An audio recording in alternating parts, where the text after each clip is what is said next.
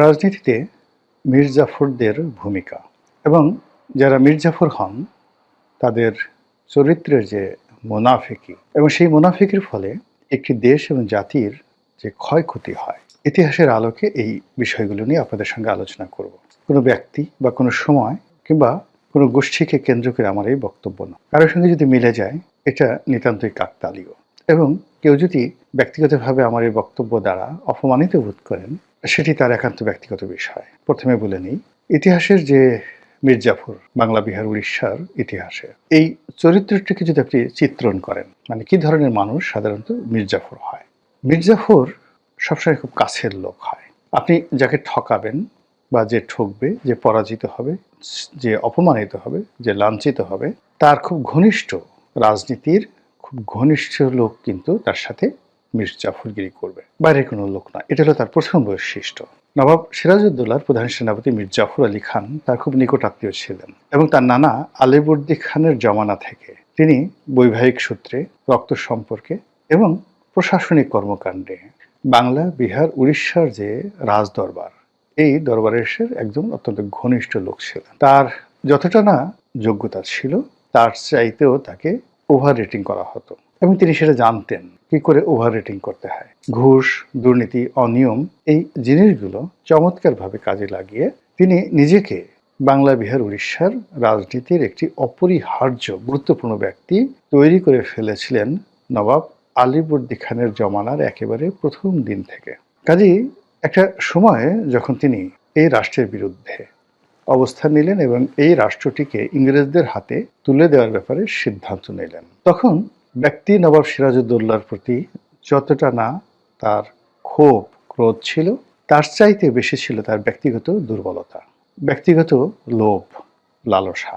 এবং তিনি জানতেন যে তার যে সহজাত ক্ষমতা রয়েছে, যোগ্যতা রয়েছে, এই যোগ্যতা দিয়ে তিনি কখনো কাঙ্ক্ষিত মাকামে বা নির্দিষ্ট যে গন্তব্য, সেই গন্তব্যে তিনি পৌঁছাতে পারবেন না। কাজে তাকে বিদেশি শক্তির সাহায্য লাগবে, সহযোগিতা লাগবে। এজন্য তিনি স্ব-উদ্যোগী হয়ে রবার্ট ক্লাইভ, ইস্ট ইন্ডিয়া কোম্পানির অনেক কর্তা ব্যক্তিদেরকে তিনি তার এই চক্রান্তের সঙ্গে সামিল করে নিয়েছেন এবং নিজেকে তিনি বাংলা, বিহার, উড়িষ্যা বিক্রি করার আগে তিনি নিজেকে বিকিয়ে দিয়েছেন।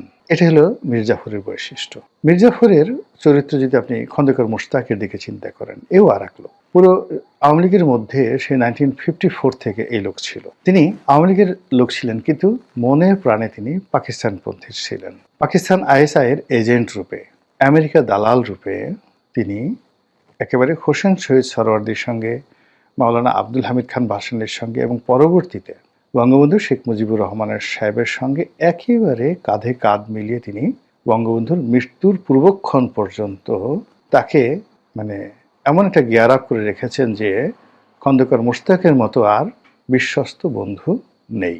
ইতিহাস কি হয়েছে মোরালেস আমরা সবাই জানি। এখন এই যে বাংলাদেশের আদি এবং অকৃত্রিম যে মীর জাফর, তার সঙ্গে আবার খন্দকার মোশতাক, এই দুজনের চরিত্রের সঙ্গে যদি আমি আরো কয়েকটি চরিত্রের কথা বলি, যারা একটা সময় সেই দেখা গেল যে মুঘল দরবারের খুব ঘনিষ্ঠজন ছিলেন, তো কোনো কারণে সে বিক্ষুব্ধ হয়ে গেল, তাকে নাদের শাহকে ডেকে আনতে হলো, বা দিল্লির সালতানাতের খুব কাছাকাছি ছিল, কিন্তু তাকে আহমদ শাবদালিকে ডেকে আনতে হলো, আবার তাকে সেই তৈমুর লঙ্কে ডেকে আনতে হলো।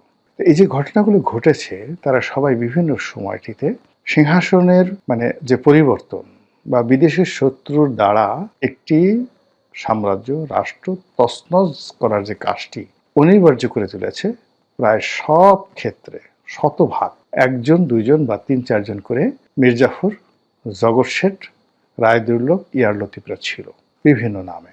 এবং এটা অতীতে যেভাবে ছিল, এখন ঠিক এই সময়টিতেও আপনি দেখবেন পৃথিবীর সব দেশে আছে।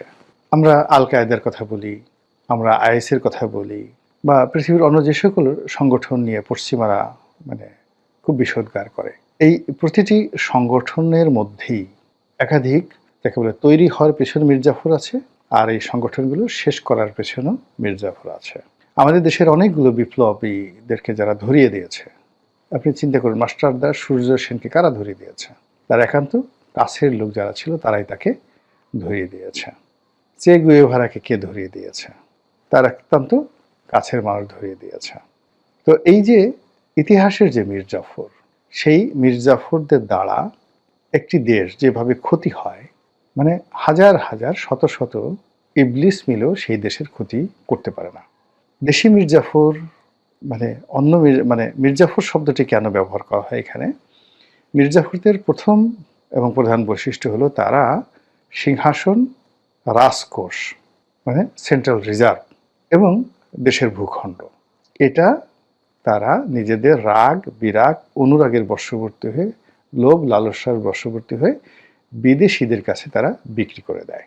ফলে এই যে মীর জাফরদের কারণে সারা দুনিয়াতে লক্ষ লক্ষ মা বোন ইজ্জত হারায়, লক্ষ লক্ষ পুরুষ সেই জীবন দেয়, অনেকে যুদ্ধবন্দী হিসেবে বা দাস রূপে বিক্রি হয়ে যায়, দেশের সহায় সম্পত্তি সব লুটপাট হয়ে যায়, তছনছ হয়ে যায়। কখনো কখনো কোনো শহর, বন্দর, নগর, গ্রাম, রাজধানী ভেঙে চুরে তছনছ হয়ে যায়। যেমন বাগদাদ হালাকু খান আক্রমণ করেছিল। আমরা হালাকু খানকে গালাগালি করি না? আপনারা অবাক হয়ে যাবেন যে বাদশাহ বা খলিফা মুনতাসিম বিল্লাহ শেষ যে খলিফা ছিলেন, তো সেই মুনতাসিম বিল্লাহর যিনি উজিরে আজম প্রধানমন্ত্রী, তো তিনি ছিলেন মূলত শিয়াপন্থী আর খলিফা ছিলেন সুন্নিপন্থী। তো এটা নিয়ে তাদের মধ্যে একটা দ্বন্দ্ব সংঘাত ছিল এবং সেই সংঘাতের প্রেক্ষিতে সেই তার প্রধানমন্ত্রী হালাকু খানকে সেই বাগদাদ আক্রমণ করার জন্য প্রলুব্ধ করেন। মুসলমানদের আরেকটি খুব পাওয়ারফুল রাষ্ট্র ছিল খাওয়ারেজম। চেঙ্গিস খান এই খায়রুজম ডাইনেস্টিটিকে এমনভাবে মাটির সঙ্গে, মানে জালালউদ্দিন শাহ, তার ছেলে বীর মোহাম্মদ শাহ, জালালউদ্দিন শাহ, তার পিতা হল মোহাম্মদ শাহ। তো এই যে Khwarazm dynasty one of the biggest dynasty, যেটা মানে পুরো পারস্য একসময় তাদের আন্ডারে ছিল, মধ্যপ্রাচ্য তাদের আন্ডারে ছিল এবং রাশিয়ার একটা বিরাট অংশ, মানে আজকে যে সোভিয়েত ইউনিয়নের একটা বিরাট অংশ এই ডাইনেস্টি ছিল এবং চীন সহ উইঘুর সহ এই সকল এলাকা এই সাম্রাজ্যের অধীন ছিল।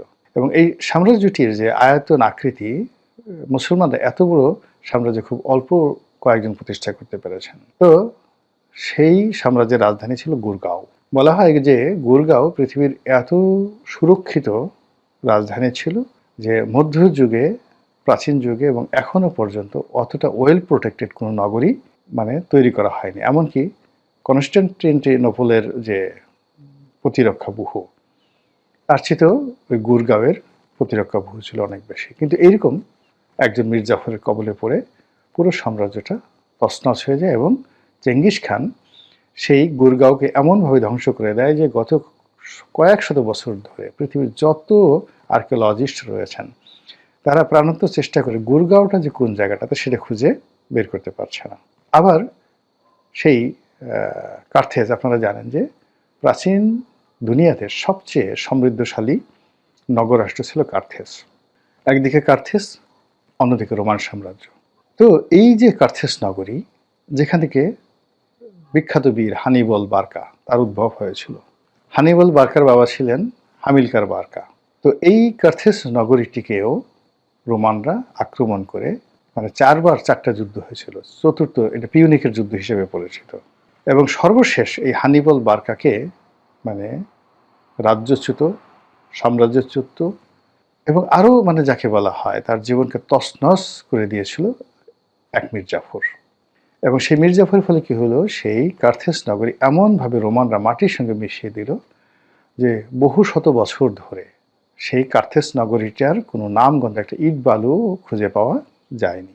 তো এই কথা বললাম যে যখনই কোনো একটা রাষ্ট্রে মীর জাফরের উদ্ভব হয় তখন কম করে হলেও 50 বছরের বা 100 বছরের, কম করে মিনিমাম 50 বছরের একটা দাসত্ব একটা জাতির ভাগ্যে জুটে যায়। একটা মীর জাফর, আপনি দেখেন বাংলা, বিহার, উড়িষ্যার মীর জাফরের কারণে আমাদের 200 বছর পুরো ভারতবর্ষকে ব্রিটিশ গোলামিতে থাকতে হয়েছে। এইভাবে ইতিহাসের যে জায়গাগুলো মানে এরকম মীর জাফর মানে দখল করেছে, মীর জাফর উদ্ভব হয়েছে এবং মীর জাফররা যখন বিদেশিদের কাছে তার স্বজাতিকে বন্ধক রেখেছে, বিক্রি করে দিয়েছে এবং যে দাসত্বের শৃঙ্খলে দেড় জাতিকে আবদ্ধ করেছে, ওখান থেকে বের হতে মিনিমাম 50 বছর আর সর্বোচ্চ কখনো কখনো 1000 বছরও লেগে যায়। এখনো এই পৃথিবীতে অনেক এরকম মির্জাফর, এই যে দেখুন আজকের যে প্যালেস্টাইনকে নিয়ে আমরা বলি, এখানে একজন মির্জাফর, শরীফ হুসাইন মক্কার গভর্নর ছিলেন। মক্কার গভর্নর ছিলেন। এখন এই যে জর্ডানের বাদশাহ আবদুল্লাহ, আবদুল্লাহর পরদাদা, আবদুল্লাহর বাবা বাদশাহ হোসেন, বাদশাহ হোসেনের দাদা শরীফ হুসাইন, এই প্রথম মহাযুদ্ধে অটোম্যানদের সাথে মির্জাফরগিরি করলো, করে লরেন্স অফ অ্যারাবিয়ার মাধ্যমে ব্রিটিশদেরকে এই মধ্যপ্রাচ্যে নিয়ে গেল। অটোমান সাম্রাজ্যের পতন হলো এবং পুরো মধ্যপ্রাচ্যকে ওই প্রথম মহাযুদ্ধের পরে যেভাবে সে লিজ দিয়ে গেছে, এখন পর্যন্ত সিরিয়া, সৌদি আরব, কুয়েত, কাতার থেকে পুরো মধ্যপ্রাচ্য পশ্চিমাদের সেই শৃঙ্খল থেকে এখনো বের হতে পারছে না। আমরা 1757 সালে মির্জাফরের কবলে পড়েছিলাম। আগামীতে যেন আল্লাহ রাব্বুল আলামিন আমাদেরকে এমন দুর্ভাগ্যের কবলে না পড়েন যে নতুন কোনো মির্জাফরের কারণে যেন আমাদেরকে আবার শত শত বছর শৃঙ্খলার বা শৃঙ্খলার অভাবে শৃঙ্খলে যেন আমরা দাসত্ব বরণ না করি। আল্লাহ আমাদের সেই তৌফিক দান করুন।